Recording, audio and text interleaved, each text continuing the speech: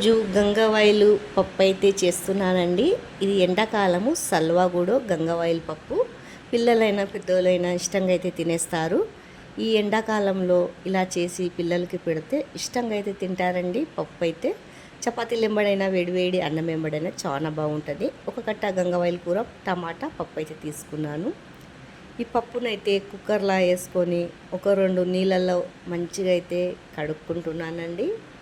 ఇలా అంతా మంచిగా కడిగేసుకొని తర్వాత మనకు నీళ్ళు ఎంత కావాలో అంత అయితే కుక్కర్లో వేసేసుకోవాలా మోతాజుగా.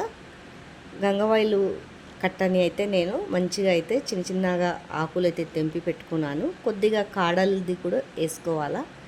కట్టన కూరనైతే నేను తరగనండి, ఇలానే వేసేస్తాను. ఎందుకంటే చేదు వస్తుంది. గంగవాయిల్ కూర కొయ్యొద్దు, కోసి వేయొద్దు, ఇలానే ఆకులు ఆకులుగా అయితే వేసేసుకోవాలా. తర్వాత టమాటాని అయితే పచ్చిమిర్చిని అయితే వేసేస్తున్నానండి. మనం కారం ఎంత తింటామో అంత చూసి వేసుకోవాలా.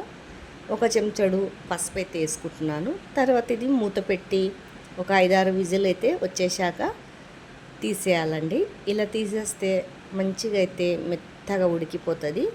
నేనైతే ఒకసారి పప్పు గుత్తితోటి ఇలా చేసేస్తానండి, మెత్తగా అయిపోతుంది.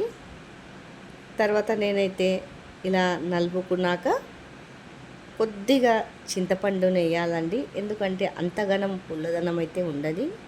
టమాటాలు వేసినా ఇది వేసినా కొద్దిగా పుల్లదనంకి కొద్దిగా అయితే నేను చింతపండు అయితే వేస్తున్నాను.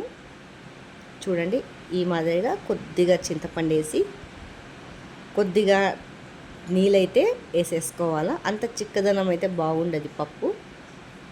టేస్ట్కి సరిపోయేంత ఉప్పు కూడా వేసేస్తున్నాను. ఇదంతా మంచిగా కలబెట్టి చూడండి, ఈ మాదిరిగా అయితే పప్పు అయితే ఉడకపెట్టేసేయాలా. చూడండి, ఇంత అయితే నేనైతే పలసగా చేసుకున్నాను. ఎక్కువ పలసగా చేసుకుంటే బాగుండేది, ఈ మాదిరిగా ఉంటే బాగుంటుందండి. తర్వాత నేను ఒక గిన్నె తీసుకొని దాంట్లో ఒక 3 స్పూన్లు అయితే నూనె పోసుకున్నాను. కొద్దిగా నూనె ఎక్కువనే వేసుకుంటే బాగుంటుందండి. తాలింపు కొద్దిగా వేసుకోవద్దు. తర్వాత ఒక చెంచాడు జీలకర్ర ఆవాలు అయితే వేసుకున్నాను. ఒక 4-5 ఎల్లిపాయలను అయితే దంచి వేసుకున్నాను. నేను మంచిగా ఎల్లిపాయలు బ్రౌన్ కలర్లా వచ్చే వరకు ఏంపాలండి. టేస్ట్ మాత్రం అప్పుడే వస్తుంది.